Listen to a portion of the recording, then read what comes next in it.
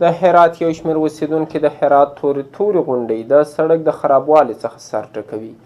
دا اوسیدونکي وایي د هرات څخه تورې غونډۍ ته غځېدلی سړک ټول په کنډو کپر اوښتی او همدا چې اوس د 40 کیلومتره لاره په 7 ساعتونو کې پیمایي. خو د هرات د ټولګټو چارو ریاست بیا وایي د دې لویې لارې تدارکاتي او لوجستیکي چارې تکمیلي کړي او ژر به یې عملي چارې پیل کړي. په ورته مهال کې د هرات والي عبدالقیوم رحیمي هم وایي چې د هرات تورې غونډۍ لوی واټ تدارکاتي چارې تکمیله سوي او په نږدې راتلونکي کې به د بیا رغونې چارې پیل سي. د هرات تورغونډۍ لویه لاره چې د 140 کیلومتره په اوږدو کې پرته ده او افغانستان د ترکمنستان هیواد سره نښلوي، د اقتصادي پلو هم هیواد ته د ستر اهمیت څخه برخمنه ده. خو په دې وروستیو کې دا لویه لاره د ډېرې خرابوالي له کبله په کنډو کپر اوښتې او ډېرې ترانسپورتي ستونزې سوداګرو او مسافرو ته جوړ کړي. هرات کې یو شمېر سوداګر او مسافر شکایت کوي چې د دې لویې لارې په اوږدو کې ټول پلچکونه او سړکونه خراب شوي او په کنډو کپر اوښتي. همین سرک کمرکلاغ بریم شما سعی کنیم. خب همین تو اون کنده که اگرم یک بارش هم سفر بکنه، یک شتروی بکنه، خب دیگه سرک وجود نداره دیگه. کلران لاغت از طرف تورغوندی و برادر تا ایراد تا ولسوالی کنون راه قطع میشه دیگه چاره دیگه نمونده. سرک همینقدر خرابه که ما اگر یک بارندگی بشه دیگه رفته نمیتونیم. نه پلچک داریم، نه سرک داریم، نه چی. ما 40 کیلومتر به 7 ساعت طی میکنیم.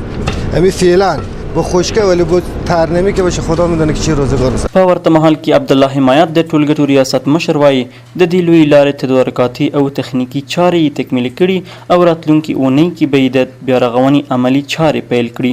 خب یک مرحله تدارکات از به مشکل خورد.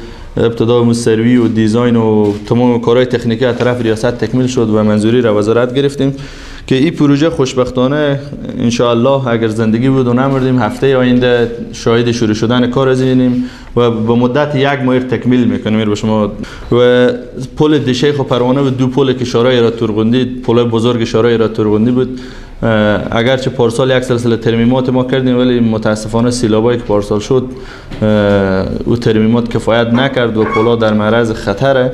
و 2 پل هم هفته آینده انشاءالله اگر زندگی بود کار ترمیمات اساسی 2 پل هم شروع میشه. په همدې حال کې د هرات والي عبدالقیوم رحیمي هم د دې لویې لارې د تدارکاتي او لوجستیکي چارو د تکمیلیدو خبره کوي او وایي د یوې میاشتې په مودې کې به د ترمیم او بیا جوړولو چارې خلاصي او ګټې اخیستنې ته به یې وسپاري.